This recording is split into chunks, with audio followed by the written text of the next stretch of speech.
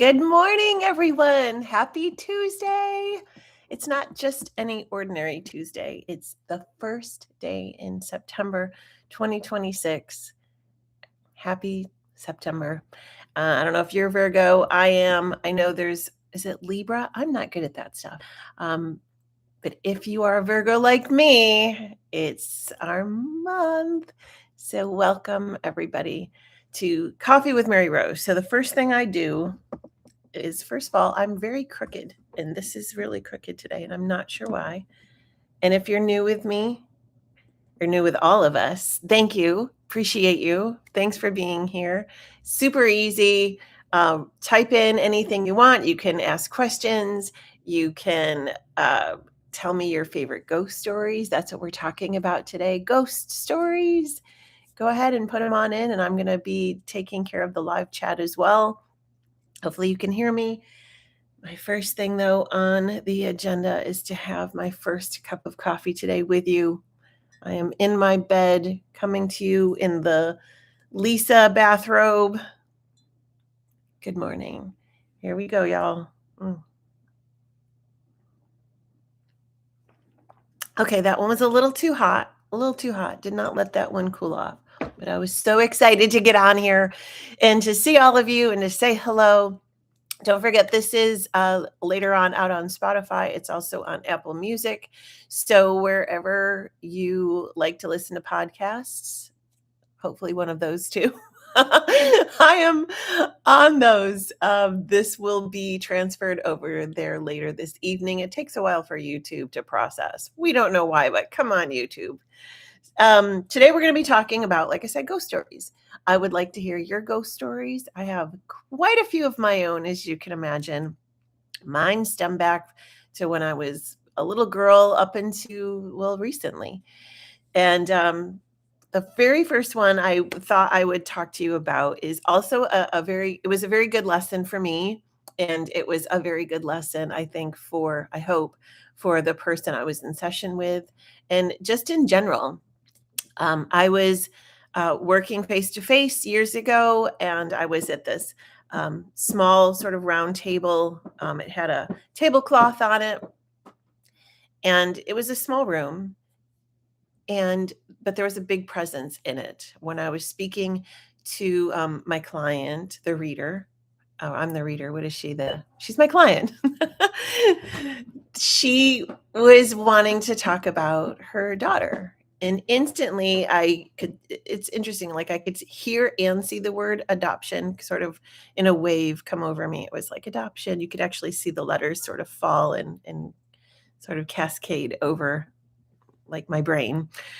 And I asked her if her daughter was adopted, and she said, well, yes, actually she was. And I said, okay, that's great. And then this big presence sort of became a little more known, and I could tell it was a male present. And I said, well, there's a man here. And immediately I heard like father, dad, father, kind of again cascade over with the words and the letters sort of falling in front of me. Just like this. If you could see me, it's like my fingers are falling in front of my face, like letters falling in front. And I said to her, well, I don't know if you know anything about her birth father or mother, but I am definitely getting a birth father in spirit. And I could just tell he wants to say hello. And he was very friendly. He was very nice. And she said, I don't want to talk about that. And I said, okay. And I kept trying to move the session along. But in that small room, within that small table, the presence got bigger. It was sort of like a balloon just sort of blowing up, almost getting ready to pop. And I said to her, listen, I can't make things happen, but we can definitely still stay on track. But I need to talk about this man. He really wants to say hello. And she said, nope, don't want to. She was nope, not going to talk about that. Nope, that's not what I came here for. Nope, I want to talk about something else. And again, I kept going, but this presence just bigger and bigger and bigger. And I said it one more time to her, listen, it's out of my control. And I could tell this person, I think they just want you to acknowledge they're the birth father for whatever reason. This is not something that's happened, by the way, normally with me, but in this case, it did. And again, she looked at me and she said, "No." And I kid you not, the table moved. The tablecloth, it was like there was air underneath it and slid off, and you could feel this. It was like he was gonna flip the table over. I swear that's all I could describe it as. He was just gonna flip the table over. And she looked at me and I looked at her and I'm like, "Can we now talk to him just for just a second, please?" And she's like, "What happened?" And I said, I don't know, but we need to acknowledge." And all he wanted, so she relented. And all he wanted to say was, "I just want you to know I'm here and I love her." And I could tell he didn't know about her. There was other personal details that were going on. But he just wanted to say, "Hey, I just want to say hello. Thank you for what you're doing. I love my daughter. I didn't know about her." And really just acknowledging that. And it really took me off guard because um, it was the table was gonna turn over. I swear the table was gonna turn over. And as far as ghosts, I really don't believe there's a lot of ghosts. I think that's a great word we use. It makes sense. It fits the description many times. But I really believe this is just my belief. Come at me if you want. I'd love to have a conversation about this. My belief in all of these years is the fact that we're energy and we're in these beautiful machines. And when these beautiful machines stop for whatever reason, we exit out and we're still energy, but now we're expanded. And some people pick us up. Some people pick up that energy, like me. It's very easy. There's many of you I know that do that as well. And we may say, "Oh, there's a ghost in the house," or "There's a ghost in the garage. There's a ghost in my car. There's a ghost in that store." Again, it's a great word that we use. Makes sense, right? But really, we're just picking up the energy. Some of us are really good at it. Someone once told me, some people have little antennas to pick things like that up, and some of us have satellite dishes. And I have a satellite dish. I don't know why. Maybe because no one ever told me it was wrong. So, yeah, that was one of my favorite ghost stories.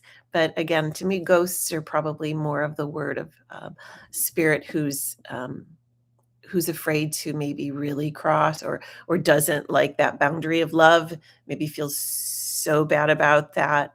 But to me, most people we're just energy. We easily cross. There's a whole thing to it. But that's one of my stories. Sorry, Coco just jumped up on the bed with me, my cat, and he's gonna move. My coffee almost spilled, and he won't be on camera because Coco's camera shy. So that's one of my favorite stories, actually, to tell. Pretty cool. My daughter, my oldest daughter, Ree, she loved playing piano. As a child, we would go into the church in upstate New York where I was a children and youth director. She would come in when I would set up the rooms on Saturday night. She would play piano, walk around, never bothered her, nothing. Still doesn't bother her. But this one night, she phones must have been new. There's Coco. Phones must have been new. I really don't remember. This was probably 2008, maybe 2009. And she went in the nursery to play while I was above her, just like I said, finishing up some things. She yelled to me within minutes and said, "Mom, you have to see this. Mom, you have to see this." And I went back downstairs to the nursery and she replayed this thing she had recorded on, like I said, I'm pretty sure it was a phone. And she was singing in the nursery, and you could just see all the toys and everything is just fine. And then all of a sudden, it was like someone put a black cardboard in front of the phone. It was just black for like a minute, well, half a minute, and then it went right back to normal. And I said, "What made you stop the recording? Like, did you see this?" And she said, "No, but I felt something. I felt something walk right past me." And she's just a little girl. It walked right past me and my eyes got wide. And so I stopped it and I looked at it. And then that's when I screamed for you. And I did not detect a presence of anything horrible. Plus, we're in a church, which is pretty cool, but there's some great church stories out there, y'all. And that was something, we still have the recording too, and we still talk about it. Pretty cool stuff. So tell me your stories. Good morning. Hi, Joni. Hello. I live in a house now. Ooh, baby. That has 3 spirits. Actually, every house that I've lived in, plus I see them all the time. That's what I'm saying. So a lot of us, again, you have a satellite, right? You pick up the energy, you pick things up. I can't tell you the times I have heard clients sit in front of me and say, we moved because this house had a ghost or 3, and it was, it just bothered us, and so we sold that house and we moved to another, and that one had the same thing, and we sold that one and we moved it. And finally I said, stop moving, you're just picking the energy up. Not just, right, Jody, we're picking the energy up, you're picking it up. um I don't believe they're meant to just hang there, but again, maybe sometimes some people are, we don't know. um I don't remember being there. I just know what I've had experienced in my 55 years now. So, Joni, I'd love to hear about some stories that are going on in the house. Um, there's a story, and I think I just wrote about it actually in my newsletter. My newsletter comes out every Wednesday, Mayor's Weekly Letters. I just write you a letter about stuff. And, but pretty sure I wrote about, oh no, I didn't. Maybe I'll write tomorrow. Sorry, I'm thinking live. Um, but in the house that we added a second story on a home in upstate New York when I was married. And the orbs, and orbs, a lot of times it's dust. You can tell it's dust. And if you get used to, like, if your eye catches dust versus orbs, you know the difference. So there was definitely dust in the air because we were, there was, things all over the place with this reconstruction. But there were some orbs that were gigantic, and you can see someone's face in it, and it was just amazing. And to me, that's just capturing the energy, and I found it so interesting back then because we had our first digital camera, and somehow the digital cameras, of course, pick up really well when it comes to energy. So, even still, if I can't sleep at night, which is regularly, sometimes I like to pull out my phone or my digital, and I just press record and sort of look around and see things that the naked eye can't. I can sense things easily, and I do see things, and I do hear things. But in this way, it's very different. It sort of confirms what I'm feeling, confirms what I'm seeing. Sometimes I see things that I didn't know were there. And, it's just, it really is beautiful. I mean, that's just me, but it's beautiful. I don't think we should be afraid of our ghost stories or our homes or anything, but I think, yeah, if you pick up energy, as I said, you're going to have a haunted, and I'm in quotations here, haunted house. So don't move if you don't want to move. Just kinda hang on to it. Um, hold on for just a minute. Someone just wrote me and said, I cannot pull up your YouTube today. So we're going to send her the link. In the meantime, tell me more about your ghost stories, please. I would love to know. There's some really great stories out there of hospitals. So if any of my nurse friends are out there, that would be really cool. Let's see, we are going to send this to her right now. Boom, there it goes. She will have some really great stories. I am sure of it. When my family first moved into our home, upstate New York, it had a basement, very old home. I think it was built like 1860, 1870, maybe. Don't quote me on that one. Sandy will know if she listens. But we moved in October 31st, and it was 1979. And my sister, who's younger than me, and my friend, who is a couple years older, who lived next door, we all went in the basement to stay out of the way because that's what we were told to do. So we went in the basement and we were the three of us right in front of the furnace. And it was an old furnace, again, old basement, rocks, like it was really beautiful. And we were talking and we were joking about it being Halloween and spooky and ooh. And the back of the furnace, I kid you not, came down, wham, and missed the three of us. My sister was across from me, my friend Mary was on the side, and I was over on this side. Just flat out broke right out, boom. And needless to say, we freaked out a little bit. And I did used to sense a woman in that house all the time. It freaked me out because I was 9, and I wasn't used to them hanging out regularly with me, but this one was daily with me. Every time I went up the stairs, I knew she was watching, especially from the top of the stairs. Lots of stories about that. And years later, I was in my mid-teens, we found out more information about the house. And originally, apparently, there was an upstairs apartment, and it wasn't one full house, 2 floors. And in the upstairs apartment was a very old grandmother who lived, and she died up there. And so to me, now I would say, no, she wasn't a ghost. Clearly, she just loved her home and she was just checking it up. But me being, 9 years old and freaked out, it changes things. And there's a ghost in the house. So yeah, that was pretty cool. Talk about being validated. There she is. Good morning, Mama. Good morning. I am here. We are talking about ghost stories, and I have a feeling you have a few of your own. So if you would like to tell us, that would be amazing. Um, Joni says, thankfully, you told me the man's name.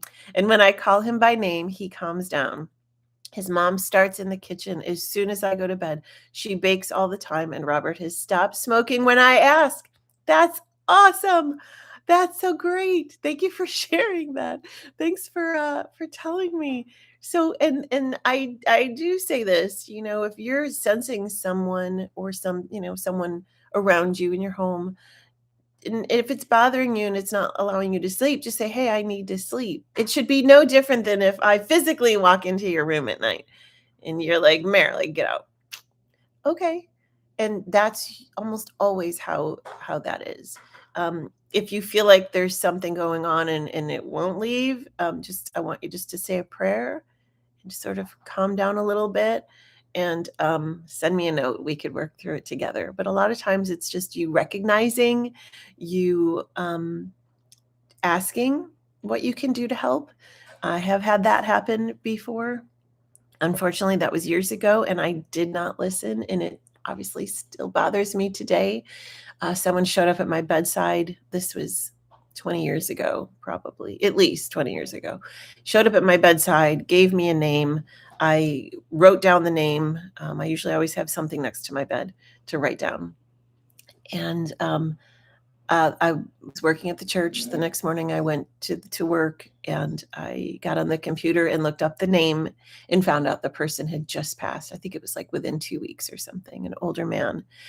And I still can picture picking up the phone, calling a number that I thought pertained to him. And I just couldn't. I did not believe in myself like that. It was before I was really doing sessions. So it was definitely 20 years ago. I've been doing sessions for how long now? 15 years, 5, 6, 7, yeah, about 15 years professionally. So I just wasn't ready. And I remember asking or telling him, like, I'm so sorry. I want to help you. I just don't feel comfortable. And I remember having this feeling of like, that's okay. And there it went. But it still bothers me. Of course it does. So yeah. Thank you for the name. You are very, very welcome. I don't remember what it was now because I'm not in that session head, but that's pretty cool. It definitely helps, if you, and even for you, you don't have to have me look for a name. A lot of you, and Joni, I know included, Robert, you will get the name. It'll just, again, it's sort of like cascades over you. And sometimes you'll even see the letters. At least that's how it works for me. So, yes.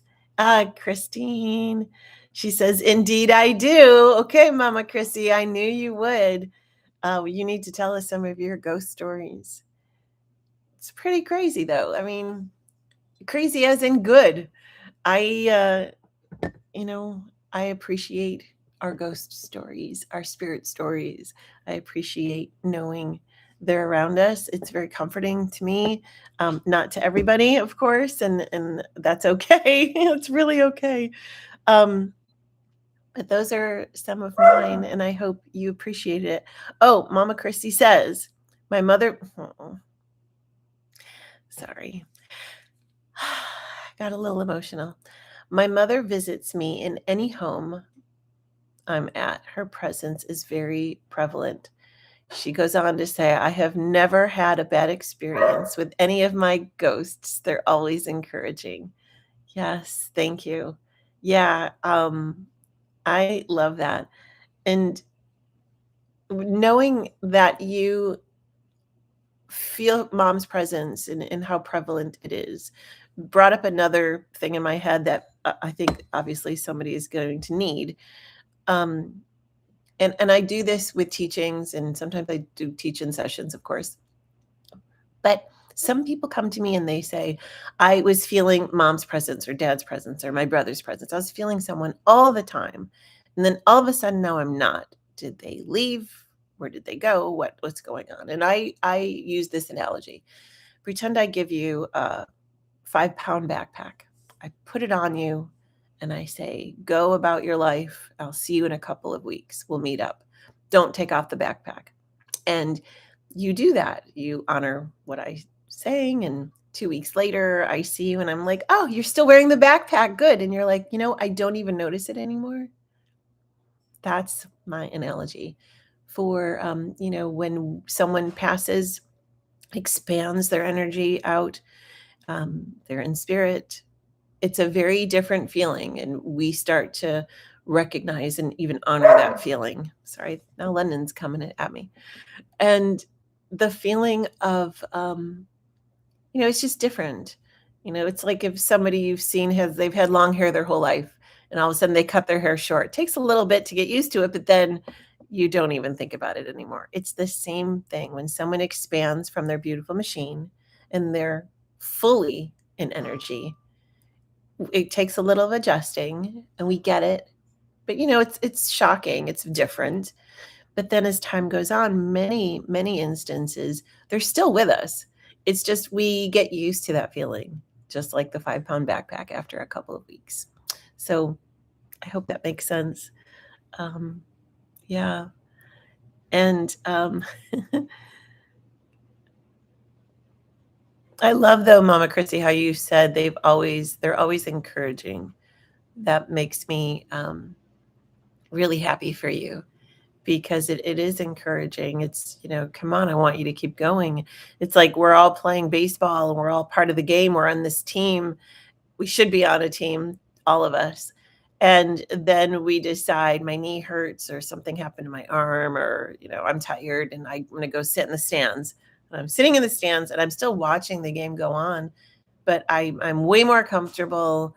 I'm okay. I haven't left. I'm still seeing what you're doing. And we should feel that encouragement from the stands. So I should write a book about all of my analogies. Sorry. That's what it is. Okay, y'all. Ghost stories. I hope you are encouraged. I hope you write to me of yours. You could always put them in the comments. The comments will always be live, and you can still add to those comments. So if you're listening later on Spotify and Apple Music, please let us know. It's just a really interesting topic, and I think it can be fun. And I also have sessions today if you want to go into anything further. If anything is happening and you need me to use my gift of discernment, I appreciate you so much. Thank you for carrying me full time for a little over a year now. And thanks for being part of this community and welcoming me into your home every week. So thank you for this morning. You'll see my newsletter tomorrow. check out my website. If you need to calm down, there's a candle on there. You can just look at it and calm down. There's meditations. I have books and sessions available today through Saturday. Thursdays are my late nights. They go until 8 p.m. Okay, I hope you all have the best first Tuesday of September. Happy Tuesday. And I love you all. Thank you so much. I have to go and we're going to go feed London now. Here we go.